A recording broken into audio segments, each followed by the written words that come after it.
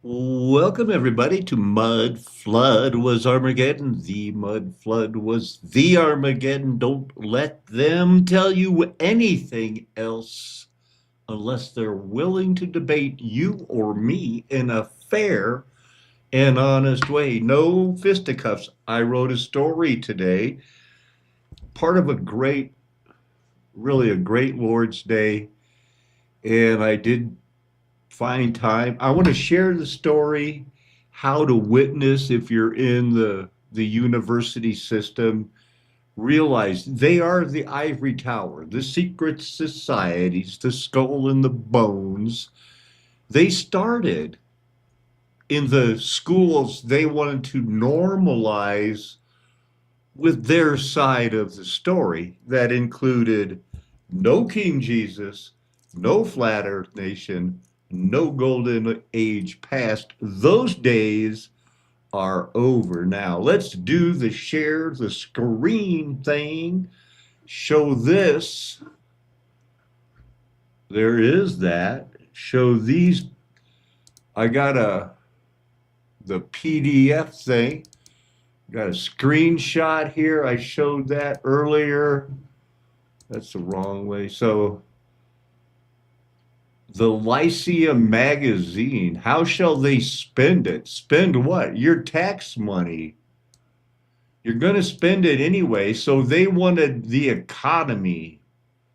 It is during the war to stop your Lachium and Chautauqua work.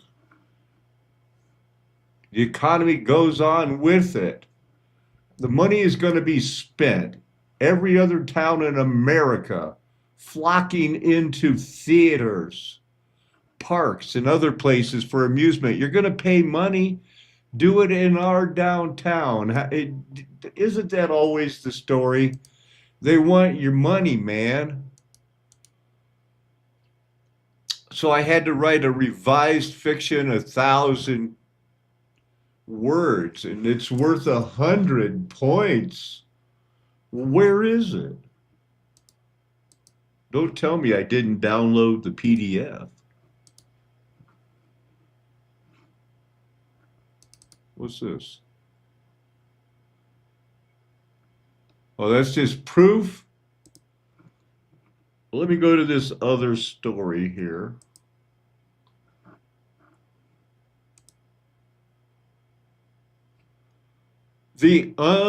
The repentant racist Robin Hood of Telluride, Colorado. I'm wondering if you guys can see that. Is there anybody in the comments? Can you see the story about Telluride, or should I bring that over to the other? Let me try to bring that over to this screen so I can be sure of it. All right.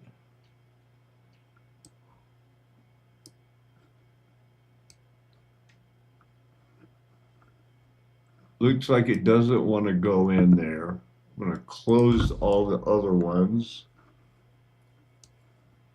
Yeah, they don't merge. I should be able to. Yeah, it's showing it. It's showing it. So let's look at the story. This is a true man. He really lived in Telluride, Colorado. The only thing changed is the details of the meeting. Everybody, Buck Wagner was a real town in real Colorado. The dates are real. If you have any questions, I'll explain it. I'm expecting to get a pretty good grade. Charles Delos Buck Wagner loved living. He loved the fact that as a young man, he had been pointed in the direction of a small town in San Juan. Now, I wonder if I can make that any bigger so that you don't have to strain your eyes. There, it's smaller in a way, but it's bigger in a way. Can't get rid of this originality report. pointed him in the direction of a small town in the San Juan Mountains, originally called Columbia, after the goddess of liberty, so popular at the time. But some years later, the name was changed to Telluride for reasons still being debated. Big Buck had lived in the same beautiful, though modest house for over 35 years with a woman that was also beautiful, but had never been considered modest, but was also known for being far less vain than other women, lacking as much physical beauty as herself. How could a man really ask for much more in this life? The newspapers from all over Colorado told its people that the Centennial State was the envy of the world, and that was a bold statement because the economic miracle of the roaring 20s mostly referred to the roaring stock market in New York that seemed to be making everyone rich. There should be it was the gift that kept giving. Charles Wagner had to work his way up from being a part-time bank teller and janitor to manager, and life had never been considered hard or dangerous for him. He and his wife had both been invited into the most business friendly secret societies and had kept their vows and tried their utmost to be good, even model citizens. It was early August 1929 when Charlie Wagner's life changed in every possible way, and there was not a single thing he could do but comply or die, along with everyone in his family. I'm writing this for a creative writing class at Adams State University. Due at midnight. I got it done a little early. Wanted to read it and talk about the conclusion that I came to, why the Lord has me at this school, and where is this story going to with its possibilities.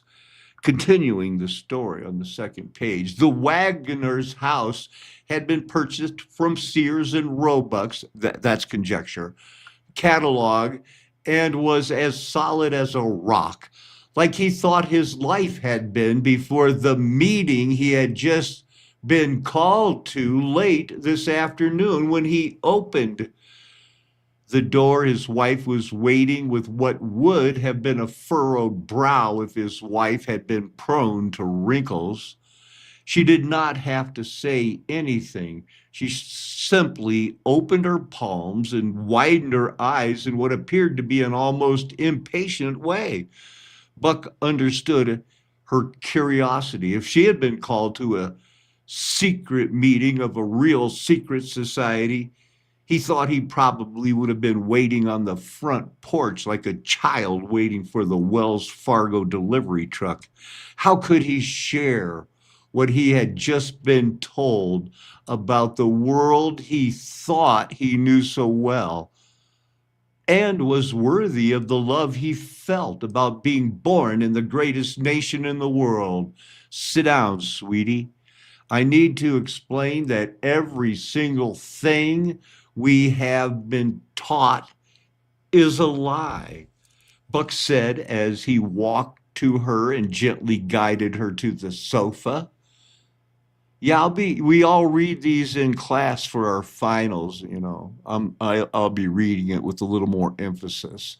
It was hard for me to hear, and I found what I had been told even harder to explain in the comfort of our beautiful home, as opposed to the dark lodge meeting room where I had learned the unvarnished truth. I decided to give her a brief overview and see if she had any questions. She did. It was the one that had scared me the most. Open quote. Why should they threaten your whole family with death? They know you and that for the cause you would do anything. I started by explaining that I would have done anything for the cause before this meeting when I still thought that we were on the right side of history.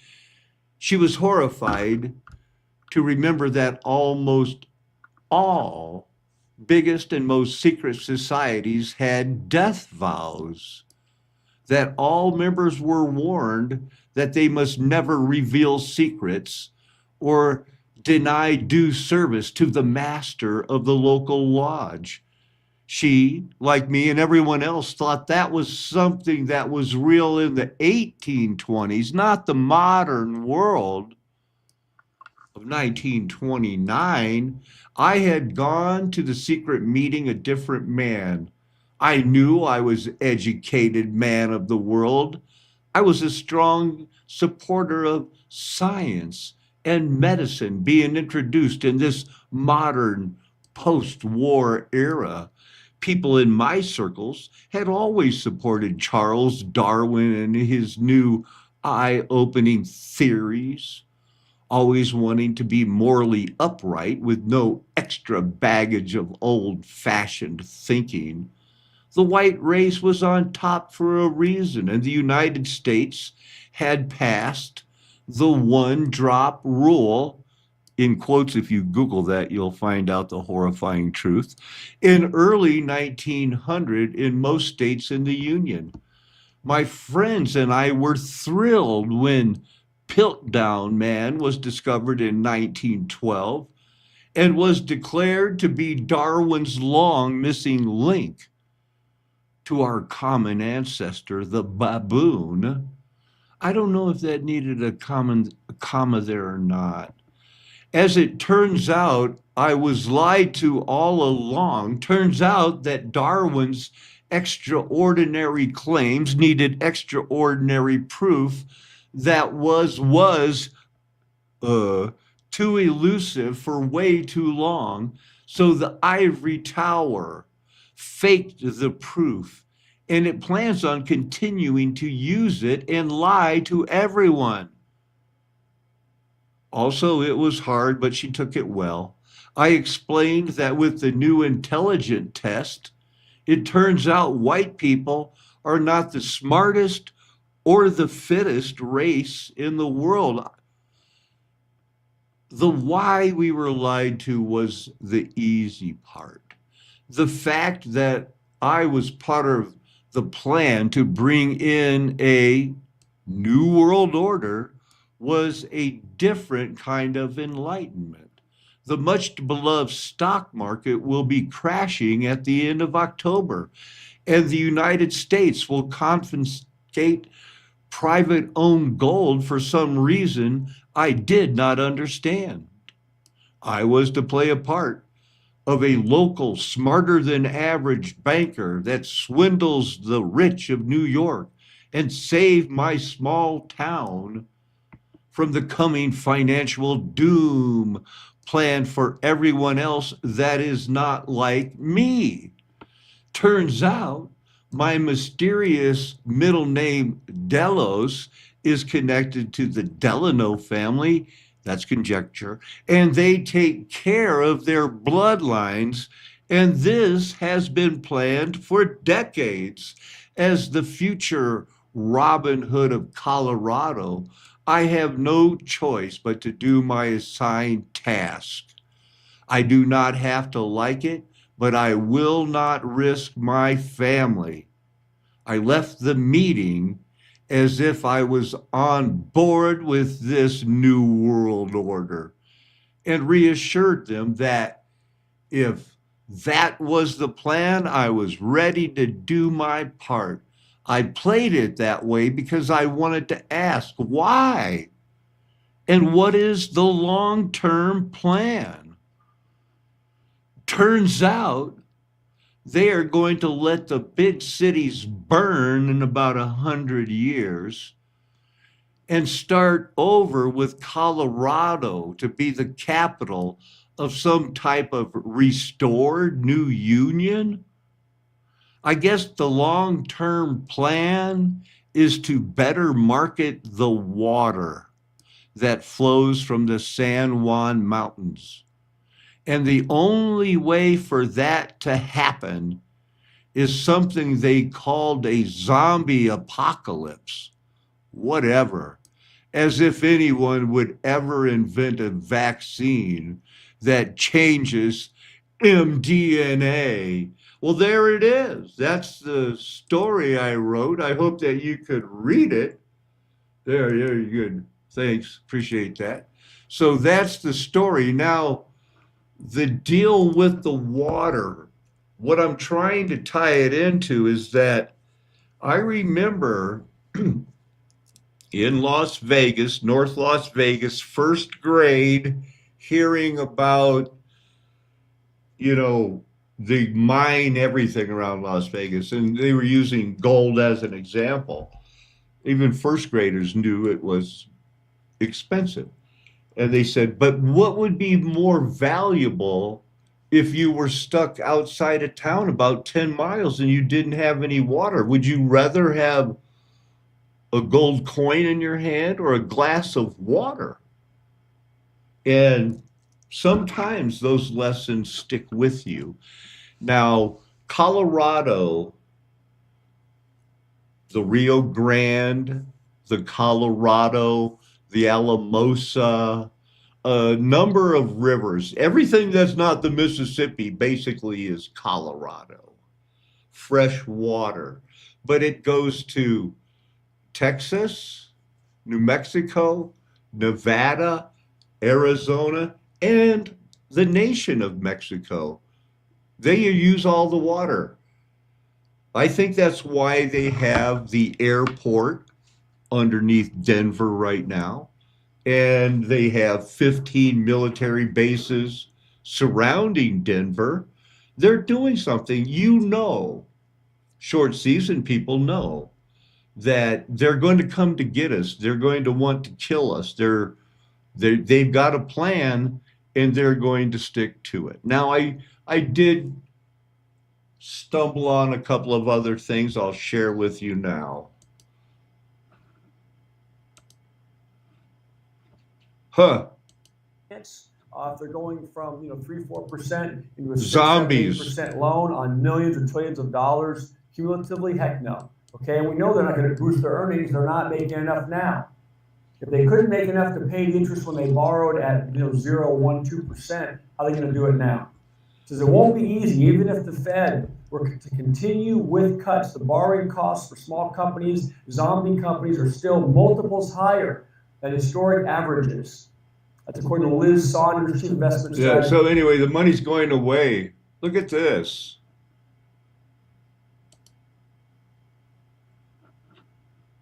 This is that chapel from the 1880s. This isn't even a mud flood or thing. a building. And this was used by patients and by the poor that were living at the county house. Here we see some of the auxiliary buildings in the 1890s. The building on the left was the gas plant, and that's where they actually manufactured their own gas for lighting. They chose those original buildings with the original keeper's house. This is a nut house. Crazy people go there. Until 1868. The people that, unlike our parents and grandparents, they didn't get lobotomized, institutionalized, sterilized, done away with. They complied. They didn't end up warehoused.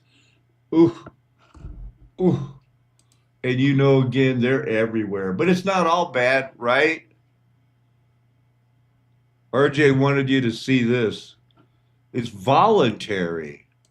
From IRS officials, anything that you'd want to share or set the stage of some of the things you do or look at before I put on Aaron? Yeah, sure. So, the Freedom People, we're really big in this space. Our main goal is to help people live the most free life that they can, and the expression of that, and meet you where you're at. And a lot of that is financial. And once you know how the game works and you're able to better play the game, you can have a lot better outcomes than you currently have. And yeah, this clip that's coming up, Mr. Russo, God bless him, and God rest in peace, because that guy he was awesome. It was really sad time when he died. Lots of conspiracy. Now, what do you think? Is it a voluntary tax system? Do you think you have had enough skin in the game? It's a game to them. Decisions in the media. So I really wanted the IRS's point of view, because to get the true story, it was imperative I hear both sides. I kept wishing Anthony Berg would call me back. He seemed like an honest man. I then proceeded to call my message machine. Hi, this message is for Aaron Russo. This is Anthony Burke at the Internal Revenue Service. Let me suggest some people that you might want to think about talking to. One would be Don Alexander, who's a former commissioner who's here in town in Washington. Another would be Sheldon Cohen, who is both a former commissioner and former chief counsel. All those guys, I think, could answer your question about, where in the tax law it says that you have to pay taxes. Wow. Did you know about this guy? And did you hear about this guy? Here's the guy. He kind of reminds me, this is the Russo, and he's talking to a guy that at first glance, you're going to think it's Donald Rumsfeld if you're old like RJ and myself. No, I don't think they're sincere people. What does voluntary compliance mean? And why does the IRS code say it's voluntary to comply, not mandatory? That's a word euphemism we use. We use voluntary compliance when we talk about traffic signals. Most people at 2 o'clock in the morning, do you stop at a red light? Yeah. Is there a cop there? Sometimes I don't. Well, I do, and most of us do. Most of us do. Just a little disturbing that we're looking at voluntary tax code, and this is what he comes back with, but we'll keep going. That's his analogy. But that's voluntary compliance. That was a complete perversion of logic. Traffic laws state that it's mandatory to stop at a red light.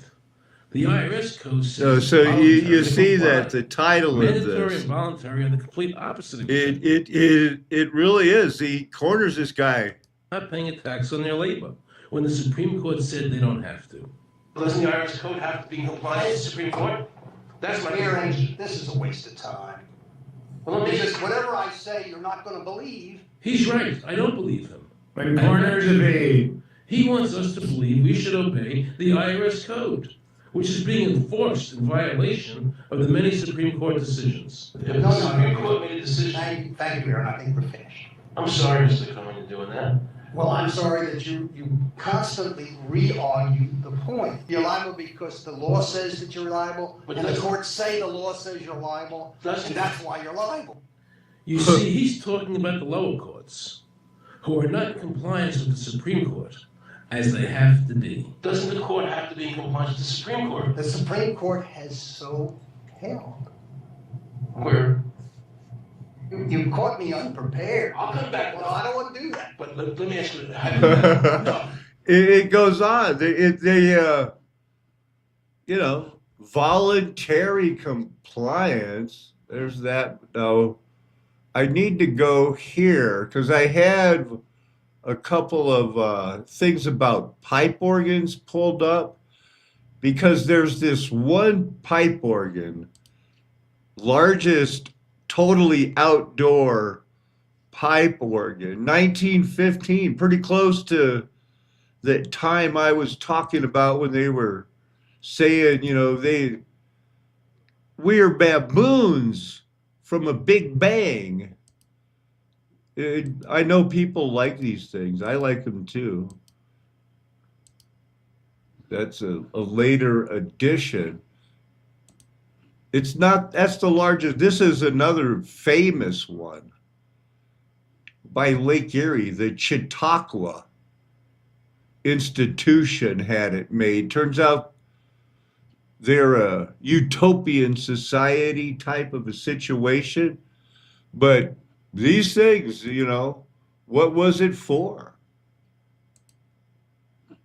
I got one pulled up here. You might like it.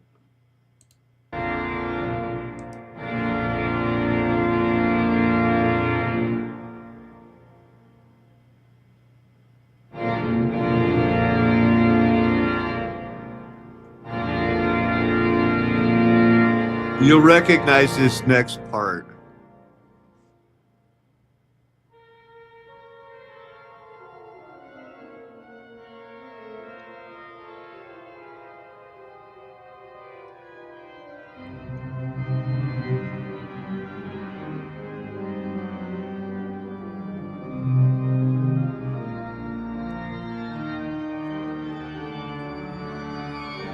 Anyway, so a lot of people think that these whole buildings were built for that type of a situation, to play it. My wife could play this. They're just good.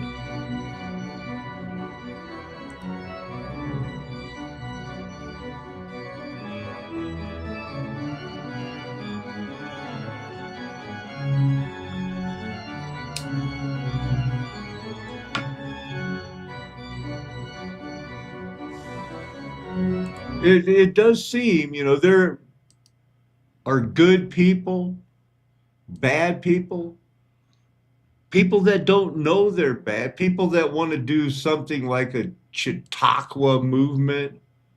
What is it exactly? From the 20s, mid 20s, live like you're in rural America, visit, be a tourist, I guess, rural America. Go to summer schools, Sunday schools, summer camps, exercise. Oh, they had a movement. I got that cover from it. Mechanics Institute. Yeah, I'm sure that, they didn't find it. Everything is rewritten. Let's look quickly. Dystopian literature. You know what that means now? They didn't know it for the longest time. This is intentional communities. Sometimes they end up living in those dystopian planned communities. They never start out dystopian. Shared ideologies based around anything but being addicted to the Word of God is nothing but an impractical social experiment, no matter what you call it. Hutterites were a lot closer than most, I believe. I like the way the Hutterites dress. I think that they should lay off the sugar, but they have so much right. I would like to teach them some things about the flat earth, but they're not going to find a utopia. They say they started looking for Shangri-La 500 years before John the Baptist. That would have been the time Zoroastrianism started worshiping Ahura Mazda. That's what they called the God of Israel, the one God that the law of the Medes, the Persians, and the Babylonians had to be obeyed. And the Medes and the Babylonians both had kings that said, I have been shown by the one God is the God of Israel. And everybody rushed to the rebuilt temple. And the people that were in charge of the rebuilt temple turned it into a den of thieves while they were acting like not hippies. Now, dystopian literature. Here's a list of them. You're going to see there was only one or two before they started the fake space race. Gulliver's Travel, does that even qualify as dystopian? I thought it was kind of like comedic satire. Mary Shelley, which really means it's Lord Byron, the girl that wrote Frankenstein, through her husband, who was raped at 15 by a bigamist who didn't tell his Mary about his other 15-year-old wife. He dumped her as fast. Then Tragedy of Man. You notice a trend, and when it boom, boom, boom, boom, and here's the real 1900s. Nothing but dystopian, because they want you to be used to it. Here's the big one right here. Rossum's Universal Robots. These were not metal robots. These were these were grown robots, artificial workers from synthetic organ matter. 1920, anybody? Come on now, people. Would you please smile on your brother? I'm born a Planned Community too. We only have to make it work for another 20 years. List of, oh, I wanted to make sure I showed you this, I guess. Here's another one by the same guy about a totalitarian state with the D503, whatever that means. But glass houses, presumably to assist in mass surveillance. Pretty safe. The structure was like hey, they actually did build these things. This was a real thing. They thought of it, and then they did it. And then they perfected it. They turned the Star Forts into a prison.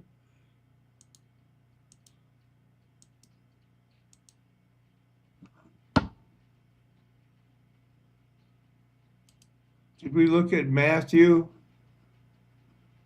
The kingdom of heaven may be compared to a king who wished to settle his accounts. We talked about that this morning. We talked about Isaiah, that, it was going to come in a flood again. I believe that was the one in there. Matthew 24. When you see the abomination of desolation spoken by Daniel, let the reader understand. So a Christ-endorsed place to look is Daniel. When the defiler is finally poured out, the desecration.